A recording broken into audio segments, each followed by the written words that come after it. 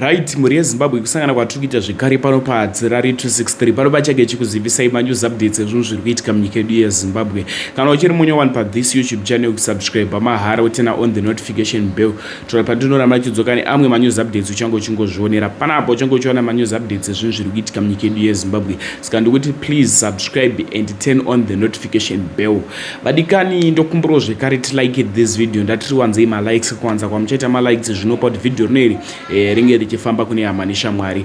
First update yandichakushandisirai sorry sisinikiwe kademaunga ndichashandisa video ravo ende ndatinamate mucomment section ndo first update yedu kuti murume wavo akasike kurecover akasike kupora ari kunzi iye ari kurwara nekidney. Ndokumbura tozodofika comment section after tapedza kuona this video ende ndatiri wanzei mucomment section tichingoisa munamato kuti get well soon. Video rakati rebei asi wapedza kuona first video ndine update yechipoko chanetsa nekubhadharira vana school fees yekuchikoro. So da kusiya mchiona video wapedza kuona video first video iri usaskipe this video nekuti ndine last update siyana mbotaura ndine last update yechipoko chiri kunzi chanetsa nekubhadharira vana school fees. Ndatione first update. Hi guys, welcome back to my YouTube channel. So if this is your first time on this channel, welcome. My name is Chipoko and I do lifestyle content on this channel. I just showcase my life to you guys. I know that I've been gone for a very long time. I haven't posted. I know that I promised you guys that I was going to be very consistent in the month of October and blah blah blah. Let me tell you something guys, I've been consistent when it comes to recording, but editing those videos, editing the content is now the problem. I haven't edited any of my content, and my October just didn't go as I planned it to go because my husband got really sick. I think you guys, I told you that my husband was sick and we didn't have like the correct diagnosis for whatever that was going on with him. But I thank God that now we have the correct diagnosis. We now know what the problem is. So my husband is struggling with his left kidney. So the doctors told us that he has some kidney stones on his left kidney. So that's why he's been having a lot of pain on his left side. Also, they told us that he has a mass or a tumor, or I don't know the correct English name for it, in his bladder. So that's why he has also been struggling a lot. And I thank God now that we have the correct diagnosis. And you know, when you have the correct diagnosis, it's easier to get the right treatment. And I thank God for that, because I think it's really a very big step forward, his healing. Things are still a bit tight. He's not yet healed yet, but things are better. I think that's how best I can explain everything. Things are better. He still has pain some days, but not as much pain as he used to feel before we had the correct diagnosis. He just used to take some painkillers and whatnot, but he was just taking painkillers to cure the pain that he was having, but we didn't know what was really going on in his body. And also another thing that has been happening in my life is my uncle is not feeling well. He has stage 4 cancer, and the situation is really not looking good. It's really bad. So this uncle, like in my mom's family, there were 4. My mother was the firstborn. There were only 2 girls, and my mother's young sister, I think you guys have seen my mother. She was the person who represented me as a mother at my wedding. She was there. I always tell you guys that I'm going to see my mother. I'm going to see my mother. That's the mother that I'll be talking about. My aunt, my mom's young sister. She's the only one left in my mom's family. So her husband is not feeling well. She is the one who has been diagnosed with stage 4 cancer.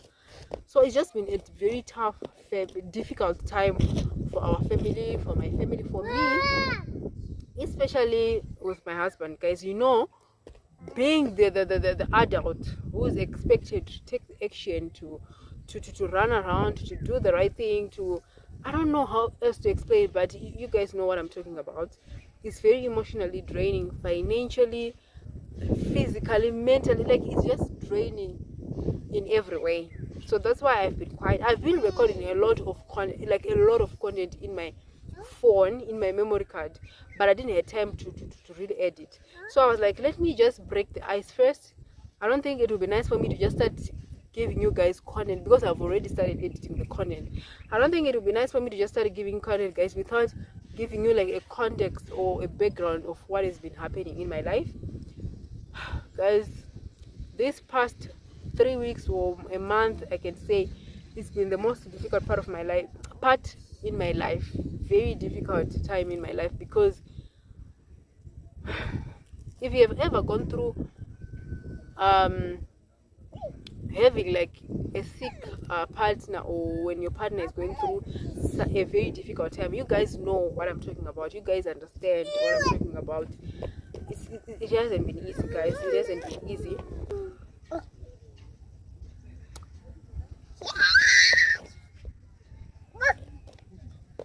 So as I was saying, guys, that yes, baby.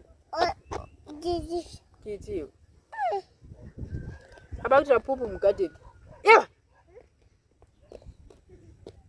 It's just been a very difficult time in my life. Very draining. Very draining. At some point, I was just so afraid. Tada man. Oh. Poop. Tema itu. Yummy. Shmumutu. Tema mutu. Up. Today. So yeah, guys, it's been a very difficult time of my life, of my family. There's a time when I was just so engulfed with fear. Like, I just didn't know what my tomorrow will hold because of how difficult things were. I was just so scared. I don't want to lie. I was just so scared. I was just so scared and very afraid because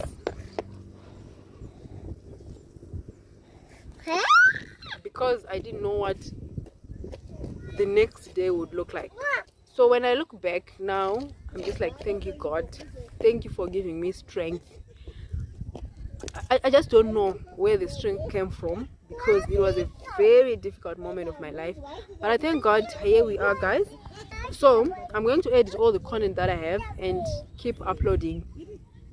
So the whole of November, I'll be uploading my mostly October content, because there's no way I will just record and just flash out all that content. I'm just gonna edit it and post for you guys, so that you guys can see what I got up to in the month of October, mostly when I'm at home. Because when we were like in the hospitals and all that, I didn't record anything. I didn't show you guys anything, because it was very personal and very sensitive for me to pick up my camera and record. But anyway, guys, thank you for being patient with me. Thank you for staying around. And another thing is, we finally got our 100,000 subscribers silver button, guys, and I cannot wait to show it to you guys. Very soon I'll be showing it to you guys, so stay tuned for that. I hope we'll be able to celebrate with just a few people, but I'm very excited that I finally got my silver play button, and I cannot wait to get it into my home, because a sister of mine who is in South Africa received it for me, and she's gonna send it to Zimbabwe. So yeah, I'm very excited about that.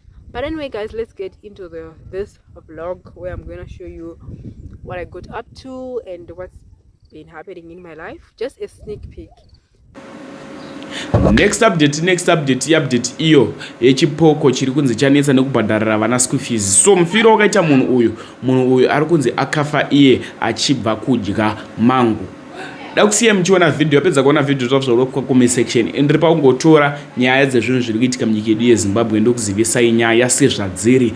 Muri yeZimbabwe ine sahadzirari ndafunga kukutizai tinosangana zvekare munguva inotevera manje so kana muchinge mawanza malikes ndichakasika kudzoka nemannews updates ezvinhu zviri kuitika munyika yedu yeZimbabwe. Zvandakuita munguva ino ndakusiya muchiona video yapedza kuona video zvazvaurokwa comment section ine sahadzirari ndafunga kusiyai tosangana zvekare munguva inotevera manje so wasubscribe here walike this video here kuitira kuti usazodye manonoko pazvinhu zviri kuitika munyika yedu yeZimbabwe. Much love.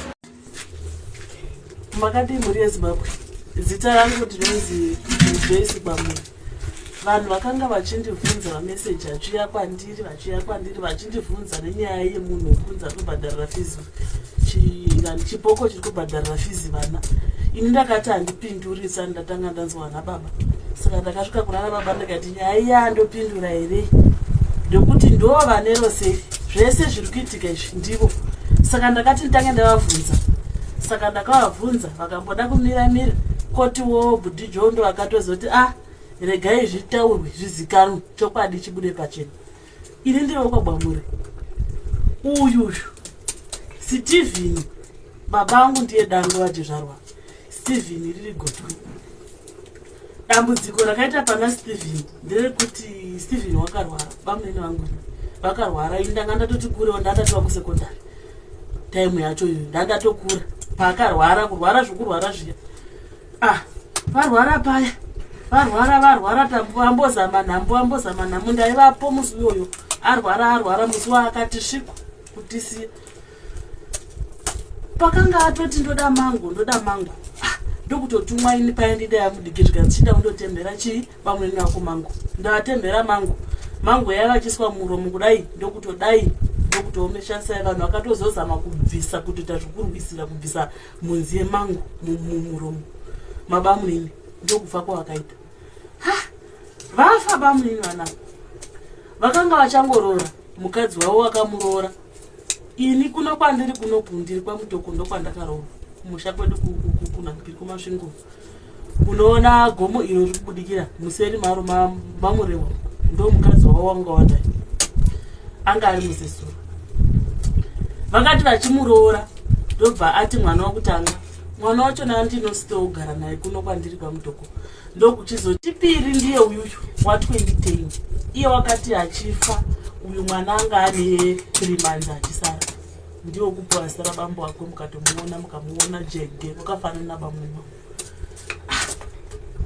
Vachifa bamwini vanga vane zvinhu zvavo sekutaura kwanga kuchita maingi pari zvese zvavanga vachitaura zviya tanga chiri chokwadi asi munongozivawo nguva yacho naiyoyo pakanga pana sekuru ava handiti sekuru ndibamunini tototi ndibamunini nababa vangu ndo vakanga vari baba vakamira sababa vomufi ndokuchitotanga kuchigova zvinhu vanhu vakatomboti zvamunogova zvose munhu anga ane mukadzi plus mwana vakateerwa ndiani uyu watora ichi mundo kungosara chakangosirwa chandakaona inini ibhasikoro nehembe dzimwe dzokutoti waitoshava kutoti dzakanaka dzose vakatora ndokusiya diki hembe dzokuti haatombopani kana vana ndokusiya tsaru ndodzavakasiya kutora zvose kutora.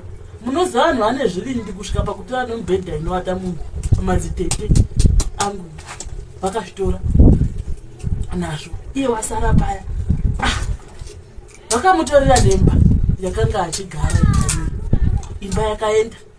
Saka kwanga shava kuti votomuti uchimuduku ngaende kumba kwake andororwa aende kumba kwake. Mhosva yakwe yanga iri kuti wakaramba kugarwa naka nabamukuru mukoma umuru kwakuti agarora. Iye akati musha kwedu kwandoziva chikaranga chinoti bamukuru havakwanisi kugara mainini naka ndo chaakafira nemukoma wacho nabamweni vangu vamwe futi ndo vakatozonyanya kutozomuomesa vamuti ye wadzinga pano wanyeperwa wakatonyeperwa kunzi waita chikomba kuri kunyepa ndokubva kwaakaita musha ndokuchienda musha kwake zvakaitika ndezvakaitikako asi zvose zvikutaurwa izvi ini ndinoti havangakoni havangakoni kuita zvose ndokuti kwavaishanda vakazenge vakugo but vakambondoshanda kupiko vakambondoshanda kuharare vachinzi vaigara mufakosi vachigara mufakosi vaya neshamwari yavo yainzi yaita nezvigure zvezvigure vakange vatombojoina zvezvigure vasati vasiya vachizotendoka vakumasvingo saka kuona kushonga zvekutika zvekuti zvikiitika zvese zvandirambi nokutika bamunini uno wokunyepera mukadzi wako kuti kwai waita chikomba kuti vazotora zvinhu zvose havati mumba koti sekura izvezvizvi vari kungofamba vachitaura voga kufamba vachitaura voga zvose zvavanga vanazvo mbudzi chii zvakapera zvinongopera kuparara vasisina kana nechunhu saka vari kunzi vataura handiti izvezvizvi pane micheka yavakanzi vatenge ndati ndimonere mucheka uyu nokuti ndokala yacho isu takanzi tiri vana hatina chatinoziva hatinei nazveshe asi kuti ndangoti nditaure kuti ivo vari kutonzivi kuti zvinhu zvavo zvipere vatenge mucheka vadii here vadii hamene zvekutaurwa kokoko ndo nyaya yekumira kwayakaita asi nikuona kwanguka zviri kuita mushakabvu wanga ane rudo nevana vako achizofa wakanga ane rudo munhu wanga ane musoro achindikuita vana vangu ndikuita vana vangu zvazvakaoma 2010 watiri kutaura uno 2008 wacho vakanga vatomboenda kuti joni vasungwa vadii vazouya zvazvakaoma vakaita zvekutofamba kutoti zvinhu zviite saka haisi mhosva mutoona zvavotoita zvosezvi ini ndinoti zvakanaka munhu waida chii waida mhuri yake asi sokuti zvinhu zvanga zvichitsikirirwa zvichinzi zvisabuda zvisataurwa zvakazongobuda nokuti vakanga vongotiizi kubhadharwa chino hapana isu kuti tibatsire iniwo kuno kwamutoko kwandakatorova ndotorera maone macho todawo kuzobatsira kuti ndichizobatsiravo handizvikwanisi nokuti tichingoti vakadya chii zvinhu zvomufi uno ngavapinze vana chikoro ndomutemo watetingopa saka pane zvikuru zviri kutoitika izvi zvandisati ndikuudzei ndichakutaurira iyo nyaya iyo chatanga ndanzwa ivo sekuru vavakura kuti ndozvibudisa here zviri kunyanya kutoitika chaizvo chaizvo